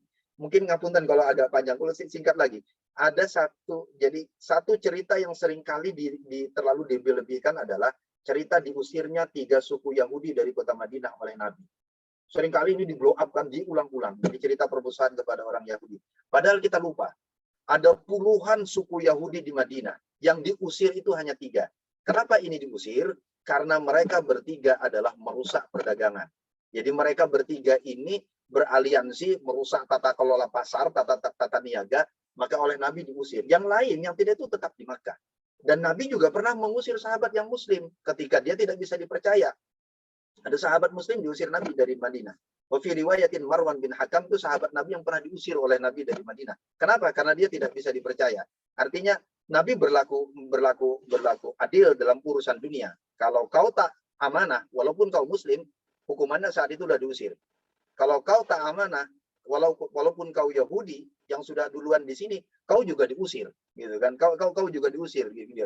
Jadi bukan karena kau Muslim atau kau Yahudi kau diusir, tapi karena perilaku sosialmu yang tak sesuai. Tapi kalau kau bisa menjaga kesepakatan sosial yang ada, apapun agamamu, you are part of us. Engkau bagian dari kami. Oke, ngaten Bu Eni, ngapunten kalau nambah-nambahin pusing. Alhamdulillah saya jelas sekali gitu Pak. Ya, maksudnya saya itu berusaha encounter kadang-kadang kan kita melakukan itu why you telling to refer to the Jews, they're Jews like that, you know? They blaming you because you are directing people to the wrong. Saya bilang itu I had experience. This is not about religion, it's about law. I said you have to find someone who's know the law, not taking advantage on you, or someone who's capable, like yang Bapak bilang itu kan.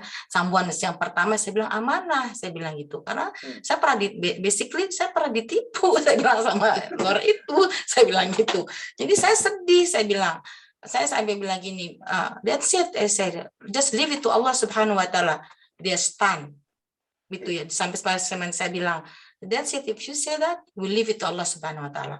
Dia stand pada saat saya bilang itu, mereka tuh shock, saya bilang begitu gitu. Yang ini yang Muslim, tapi udah terjadi. Nah, yang berikutnya, maksudnya di pengalaman yang kedua itu saya tidak memakai mereka lagi gitu. Saya mencari orang lain dan saya dapat, alhamdulillah dapat yang amanah itu orang Yahudi itu. Alhamdulillah. Jazakallah Pak Ustadz, Masya Allah, sangat jelas. Baik, terima kasih Bu Eni dan juga Ustaz Rafiq atas tanggapannya. Silakan Bapak Ibu, kita masih ada sekian menit sampai nanti 7:30. Kalau ada yang ingin ditanyakan atau disampaikan. Juga ya? Silakan Pak Budi. Unmute Pak Budi. Pak Budi masih mute. Pak Budi masih mute. Silakan. Pertanyaannya agak mirip dengan Bu Eni tadi. Sedikit ini pengalaman lama sih ya. Mungkin sekarang sudah situasi berbeda. Di waktu itu banyak orang cari rumah kan. Ini masalah riba ya. Di Kanada ini masih sulit untuk memperoleh riba pinjaman yang syariah bang, syar'i ya. Waktu itu ada baru buka, mungkin baru setahun apa 2 tahun. Nah, kawan kita di Toronto, mungkin Bu Yani masih ingat Mas Gary. Oh iya. Mas Gary termasuk juga waktu itu kan mencari rumah, waktu itu masih sewa. Kemudian diskusi sama saya juga nyari waktu itu kan. Nah, ternyata ada ini Mas Budi yang pinjaman syariah gitu kan. Terus gimana? Ternyata biayanya jauh lebih tinggi. Jadi nah terus gimana gitu loh. Nah, sementara di Toronto pun masih baru gitu sehingga saya sulit juga untuk harus urus dengan Toronto kan jauh juga 4 jam perjalanan. Sekitar 400 kiloan lebih dikit. Sehingga ya nggak tahu, saya nggak tahu persisnya Mas Gary ini apa yang dilakukan. Akhirnya kayaknya nggak jadi ngambil yang syar'i itu karena dia juga komplain ke pengurus itu gitu. Dan harus nunggu dan harus nabung dulu selama 6 bulan. Wah, prosesnya ruwet gitu. Nah, sementara bank biasa kan begitu mereka percaya kita punya penjaminan penghasilan dan sebagainya, langsung bisa saat itu juga, 1 hari 2 hari bisa selesai gitu. Nah, itu bagaimana menurut Ustadz ya, karena belum ada waktu itu yang syar'i, tapi ada, tapi begitu situasinya masih sulit juga, prosedurnya juga masih agak rumit gitu. Wallahu a'lam. Jazakallahu khair, Ustaz. Baik. Langsung Ibu Sujur. Ngapunten Pak Budi. Jadi ini problemnya orang kelamaan di kampus ini gini. Kulo niki di kampus sekalian pengajian nek jawab itu nggak mau strike gitu. Kalau kasih ilustrasi umum secara singkat gini Pak Budi. Pertama, isu besarnya dulu. Isu besarnya kan riba. Bahwa riba itu haram, iya. Dalilnya sharih dalam Quran. Wa halallahu al-bai'a wa harrama riba. Itu jelas dalilnya dalam Quran. Tidak ada kompromi untuk itu. Jadi jual beli itu halal, riba itu haram. Titik sampai di situ. Jadi riba haram itu tidak ada ikhtilaf di kalangan ulama. Tidak ada satupun ulama yang bisa menghalalkan riba. Hanya tinggal, ada problem kemudian catatan pentingnya. Di dalam Al-Quran itu ada penjelasan lain tentang riba itu adalah adha'afa mudha'afa, berlipat-lipat. Di dalam kasus di masa Nabi juga ada praktek-praktek yang Nabi contohkan sebagai contoh tentang riba. Gitu kan, contoh tentang riba. Orang pinjam, lalu kemudian pinjam. Nah, lalu contoh penambahan nilai ini dibahasakan dengan adha'afa mudha'afa. Oke. Nah, lalu kemudian yang terjadi kemudian adalah, apa yang terjadi? Menurunkan Quran, lalu kemudian dalil Quran tadi, lalu menurunkan dalil dari praktek-praktek Nabi menjadi bagaimana aturan hukum konkret tentang riba itu ada di wilayah ijtihad para ulama. Makanya nek kulo ngapunten nek kulo niki santri kampung yang sangat hati-hati bagian itu. Kulo selalu diwanti-wanti ki guru-guru kulo tentang bedakan level antara mana dalil pokok, mana dalil turunannya, lalu kemudian mana ijtihadnya. Kan dalil pokoknya Quran tadi kan, riba haram. Dalil turunannya itu adalah praktek-praktek Nabi. Tetapi bagaimana dia dijelaskan menjadi hukum-hukum dalam fikih, itu sebenarnya wilayah ijtihad para ulama. Kenapa ini penting? Karena lalu kemudian di wilayah ijtihad ini, ulama bisa berbeda pendapat. Misal, contoh paling sederhana. Apakah bunga bank, termasuk kan bunga-bunga panjenengan beli properti dan sebagainya lewat bank itu riba atau tidak? Menariknya begini, kalau di kalangan Jamiah Nahdlatul Ulama, di kalangan para ulama di NU, sampai sekarang hukum riba bunga bank itu mauquf, Pak. Mauquf itu artinya para ulama menemukan dalil yang sama kuatnya menyatakan ini riba dan ini tidak riba. Artinya begitu. Kalau sampai mauquf itu kan artinya mauquf itu jadi kita tidak akan mengambil satu keputusan. Kenapa? Karena dua-duanya di ijtihadnya sama kuat. Kan logika ekonominya begini ya. Logika ekonomi itu kalau saya pinjam barang dari orang dengan nilai tertentu tahun ini untuk saya kembalikan 10 tahun kemudian, justru saya yang sebenarnya zalim kalau saya mengembalikan barang apa adanya. Jadi kalau misalnya orang transaksi dengan emas ya, contoh logika, orang transaksi dengan emas ya sudah pinjam emas 10 gram, 10 tahun kemudian kembalikan lagi emas 10 gram. Itu benar. Jumlah emasnya sama, tapi nilai emasnya berbeda. Nilai emasnya kan berbeda. Nah, apakah perbedaan nilai itu kalau dikembalikan emas kan nggak kerasa selisihnya kan, jadi tidak kerasa yang disebut dengan riba tadi, karena barangnya kembali apa adanya. Padahal ketika 10 tahun kemudian mau mengembalikan emas 10 gram, si peminjam itu harus mengeluarkan uang lebih banyak untuk mendapatkan 10 gramnya. Nah, itu ketika dikonversi menjadi nilai uang kan menjadi kelihatan berbeda. Nah, karena itu, saya tidak bilang halal atau tidaknya, tapi saya mau mengatakan begini, itu yang menyebabkan kenapa para ulama punya ikhtilaf. Karena bagi para ulama, kelebihan yang ini nggak bisa dihitung riba. Karena ini kelebihan yang logis dalam sistem inflasi keuangan. Nah, gitu kan akhirnya terjadi begitu. Nah, dan benar, yang saya mau katakan adalah begini. Jadi itu wilayah ikhtilaf yang sampai sekarang tak terselesaikan. Jadi monggo panjenengan kalau ternyata panjenengan bisa ke yang syar'i lalu nyaman, niku bagus. Tapi kalaupun tidak, kita masih punya rumah dalam ikhtilaf fikih. Jadi tidak kehilangan sandaran dalam fikih. Bukan berarti lalu kalau kita masih main di bank konvensional, berarti kita meninggalkan Islam, tidak mengamalkan Islam dengan sebenarnya. Enggak. Kita sebenarnya sedang memindah posisi kepada pendapat fikih yang membolehkan. Kan sebenarnya itu kan, walaupun ada pendapat fikih yang melarang, itu satu. Kemudian yang kedua, Inji, benar Pak Budi, kalau ngapunten kalau tidak mau juga mengkonfirmasi itu, tetapi memang kadang prakteknya, dan itu juga diakui oleh sebagian teman-teman penggiat ekonomi Islam, ya lagi-lagi seperti yang dibilang Bu Eni tadi, amanah, trustworthy itu menjadi pokok di dalam perniagaan. Jadi mau pakai label apapun, kalau dia tidak bisa menjaga, maka dia sebenarnya dia melanggar hukum perniagaan. Hukum yang sama dulu diterapkan Nabi kepada para sahabat dan orang di sekitarnya. Gitu kan, hukum perniagaan kan hukum jaga amanah, hukum kemudahan, yasiru wala tu'asiru, mudahkan, jangan engkau mempersulit, gitu kan. Lalu hak orang tidak boleh diambil, itu kan hukum-hukum prinsip dalam perniagaan. Maka hukum-hukum dasar itu selama terjaga, ya dia sah-sah saja. Ya ngapunten, saya paham, saya ngomong kayak gini di beberapa kesempatan dikritik.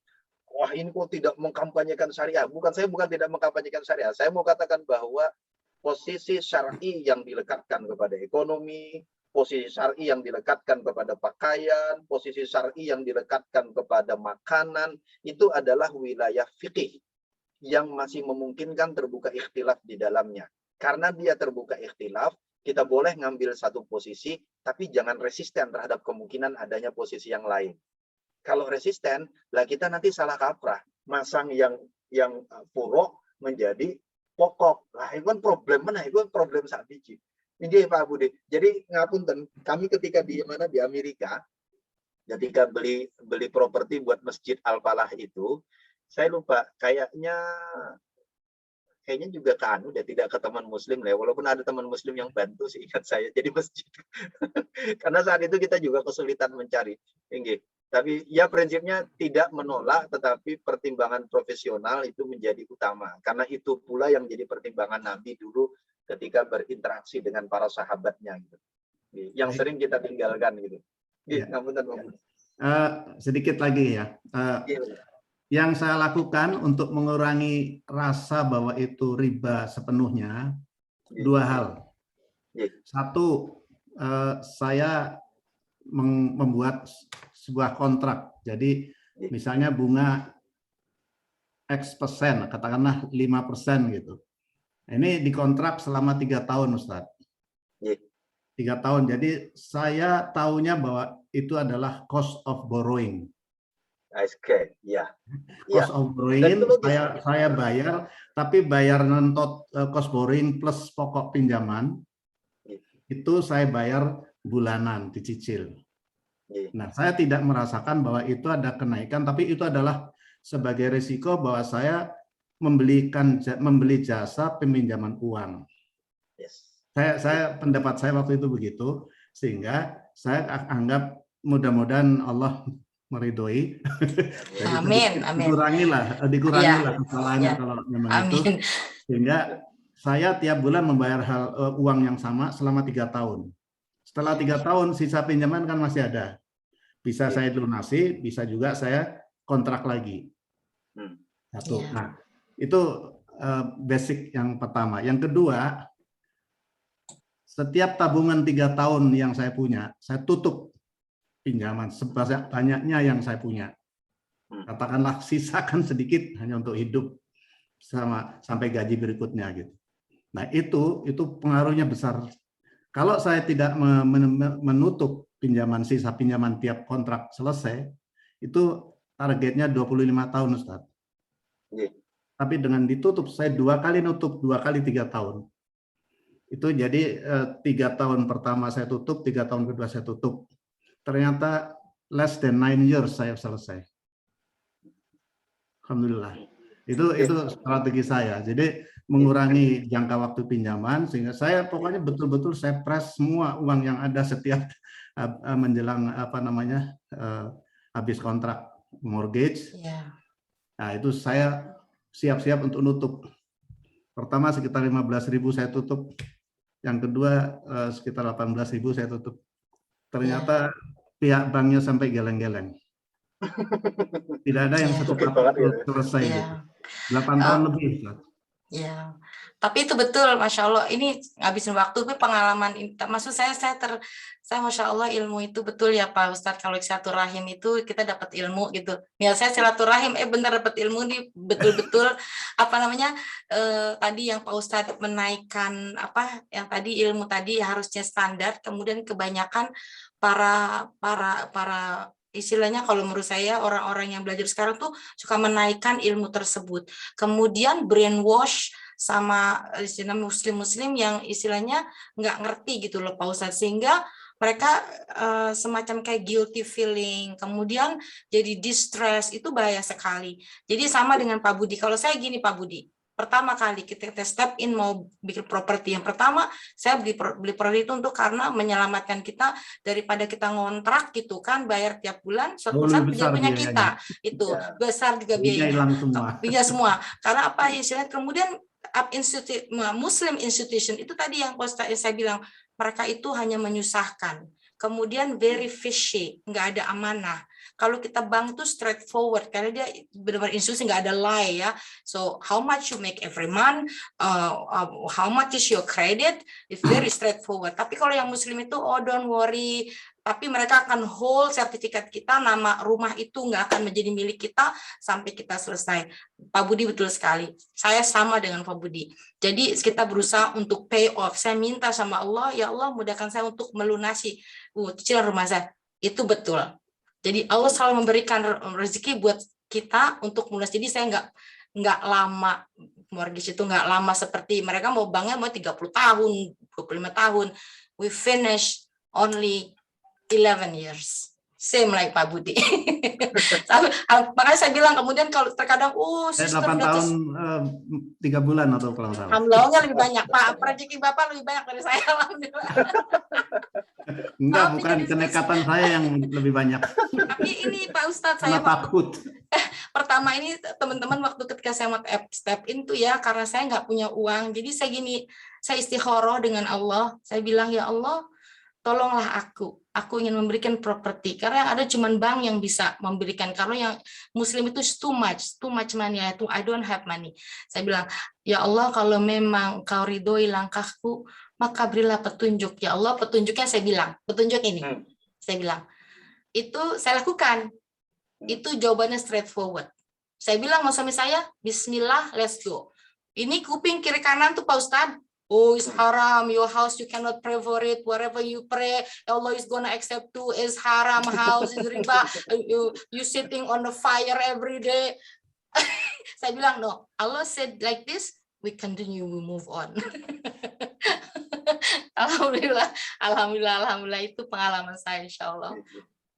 Tapi mungkin kalau sekarang mungkin saya juga mau pikir-pikir juga harus lari ke, karena waktu itu kan memang belum ada ya. Jadi sekarang mungkin saya berpikir untuk melihat yang syariah gitu. Barangkali ya. Teman-teman Montreal saya kira banyak tuh yang menggunakan syariah. Waktu saya di Montreal itu sering ikut diskusi juga, pernah ngundang juga dari pihak Bank Syariah gitu. Ya. Terima kasih, Ustaz. Jadi prinsipnya kan sederhana, bahwa karena ini urusan pengelolaan formal yang bersifat material, maka kapabilitas dan profesionalismenya menjadi ukuran utama. Dan Bank Syariah juga di Indonesia sekarang bergeser ke sana. Jadi dan sudah banyak yang bisa mengelola secara profesional, jadi dia bisa juga menjadi alternatif. Dan sebenarnya yang tahu paham lebih detail, yang afqah minni urusan ini, tadi Tuan Guru Fahrizal Halim, kan Tuan Guru fikih. Panjenengan kapan-kapan bisa ngaji lebih jero ke beliau gitu. Ya, Pak Rizal pernah mampir ke Ottawa juga tuh waktu lagi mau ke penjelasan Ustaz Rafiq tadi sudah betul sekali, itu sudah lengkap sekali itu. Kalau saya baca tafsir gitu. Kalau Guru Farizal baca fikih.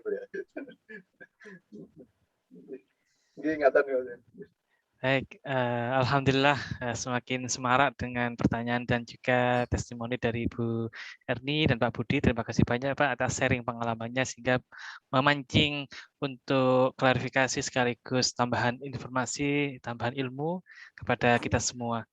Namun sayang sekali waktu sudah menunjukkan pukul 7:40 malam waktu Eastern Time dan 7:30 pagi waktu Jogja.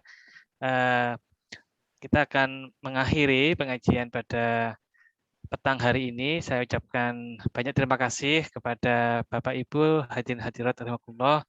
Alhamdulillah banyak yang hadir baik dari Ottawa khususnya dari Toronto, juga ini ada Pak Farizal Halim dari Saskatchewan, jauh sekali. Juga hadir di sini saya lihat ada Pak Arman Zakaria, kuasa usaha ad interim KBRI Ottawa. Terima kasih atas kehadirannya. Baik, Bapak Ibu semua, mari kita lanjutkan acara berikutnya yaitu doa. Mohon kiranya Ustaz Rafiq berkenan memimpin bacaan surat Al-Fatihah dan doa juga untuk almarhum Profesor Mahmud Ayub dan Sister Akmar yang meninggal dunia beberapa hari yang lalu. Kepada Ustaz Rafiq kami persilakan.